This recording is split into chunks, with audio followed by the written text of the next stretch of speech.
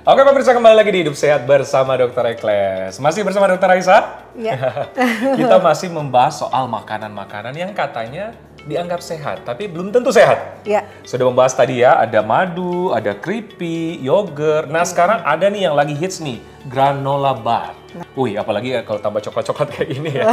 Tapi ada fakta mitos nih. Dokter, katanya granola bar mengandung lebih banyak kalori dan bisa meningkatkan berat badan. Padahal granola ya? Gimana Ya. dokter? Ya. Fakta atau mitos nih? Ini sebenarnya fakta. Nah, kenapa fakta? Karena kita lihat ya, granola ini kan sebenarnya sudah diolah nih. Jadi oat diolah ditambah entah gula atau madu dan juga biasanya ditambahkan buah-buahan kering. Ya. Dan seperti ini kita lihat, biasanya ditambahkan lagi nih coklat. Nah, Tapi ini yang bikin enak dok ya? iya sebenarnya iya. Nah, tapi jadi kita balik lagi, kita harus bijak mengkonsumsinya. Jadi meskipun sehat, tapi kalau kita konsumsi dalam jumlah berlebihan tentunya bisa meningkatkan berat badan.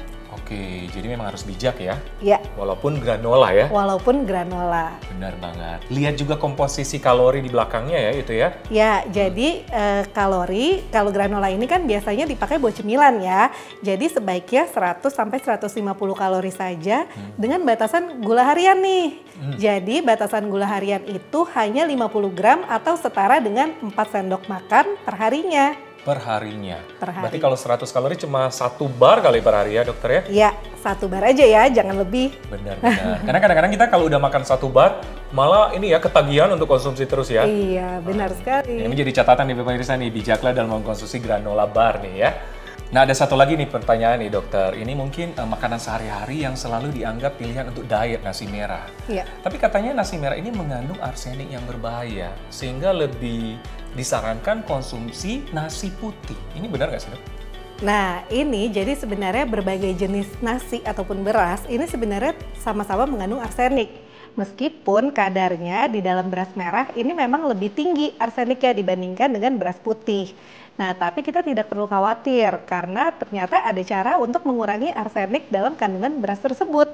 Nah, caranya adalah sebelum kita memasak, sebaiknya kita merendam beras tersebut.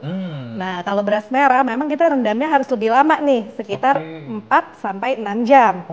Kalau beras putih kita rendamnya hanya bentar, hanya 15 menit saja. Nah, tapi balik lagi bukan berarti kita jadi takut ya makan nasi merah ya, karena biar bagaimanapun nasi merah ini tetap dianggap lebih sehat dibandingkan dengan nasi putih. Karena vitaminnya lebih banyak, mineralnya lebih banyak, seratnya lebih banyak, dan juga mengenyangkan lebih banyak, jadi lebih nggak cepat lapar. Karena serat tadi ya? Karena serat tadi. Oke.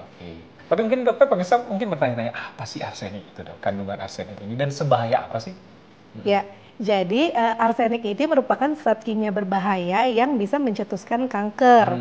Nah, tapi balik lagi tergantung berapa banyak yang masuk ke dalam tubuh kita dan juga seberapa lama. Kalau kita konsumsinya dalam jumlah banyak dan dalam jangka panjang, ini tentunya memang bisa membahayakan tubuh. Dan itu dia sebaiknya kita makan karbohidrat sebaiknya juga dikombinasi ya, divariasikan. Jangan hanya melulu nasi terus nih, baik nasi merah, nasi putih. Sebaiknya kita kombinasikan dengan yang lain juga. Entah itu jagung, ubi, kentang, seperti itu. Oke, dikombinasi memang jauh lebih maksimal ya. Iya. Supaya bervariasi juga apa yang kita konsumsi ya dokter ya. Benar sekali. Dokter masih membahas yang di depan kita nih, ini ada namanya air kelapa. Benar ya dok, tapi dalam kemasan ya. Iya. Tapi ada fakta mitos yang berada di masyarakat. Katanya konsumsi air kelapa secara langsung lebih sehat daripada air kelapa dalam kemasan. Fakta atau mitos? Ini fakta. Fakta pasti ya. Fakta. Nah, tentunya Kenapa, Dok? tentunya alami lebih sehat dibandingkan dengan yang sudah dalam bentuk kemasan seperti ini. Meskipun memang dalam kemasan beberapa ada yang memang kalorinya 0 gitu ya. Dan biasanya dalam kemasan juga sudah dipasteurisasi nih, jadi bakterinya sudah tidak ada. Nah, tapi balik lagi yang alami tentunya nutrisinya lebih tinggi dan juga lebih segar. Tapi kita juga harus memilih kelapa yang memang masih segar dan kita dapatkan dari sumber yang terpercaya. Jadi contohnya misalnya kelapa asli, murni, tapi kita dapatkan dari tanah yang terkontaminasi. Nah, ini tentunya juga bisa berbahaya. Oke. Ya, jadi memang ya pilih memang buah juga yang segar ya. Iya. Benar ya. Dokter, disarankan kalau misalnya kita konsumsi air kelapa ini kan sangat bagus ya sebagai cairan elektrolit juga ya. Iya. Penyempurnaan elektrolit di dalam tubuh itu konsumsi berapa hari sekali? Ya. Berapa kali sehari, maaf? Iya, jadi sebenarnya tidak ada batasan khusus sih untuk air kelapa itu berapa banyak dikonsumsi. Biar bagaimanapun tetap lebih bagus air putih atau air mineral gitu. Tapi sesekali kita boleh saja mengkonsumsi air kelapa.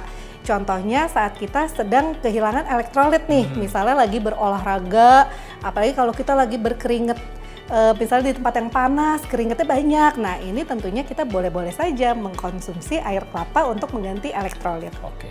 Tapi biarpun menyehatkan, memang kita harus bijak membatasi ya. Iya. Berapa maksimal ukuran yang kita konsumsi, seperti juga air kelapa ya, atau walaupun ada elektrolit di dalamnya, dokter ya.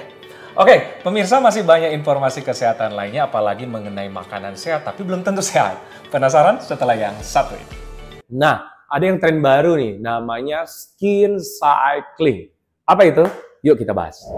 Nah, jadi intinya metode skin cycling ini mengkombinasi berbagai fungsi skincare. Misalnya eksfoliasi, retinol, dan hydrating. Contohnya, hari pertama menggunakan produk untuk eksfoliasi. Hari kedua pakai retinol untuk regenerasi kulit dan sebagainya.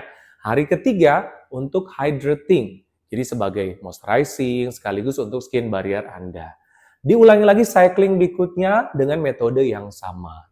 Menurut Dr. Ekles bisa-bisa aja sih. Tapi yang paling penting sesuai dengan jenis kulit dan problem Anda. Jangan juga berlebihan, bisa-bisa menyebabkan iritasi. Tapi sebaiknya konsultasi dulu ke dokter Anda.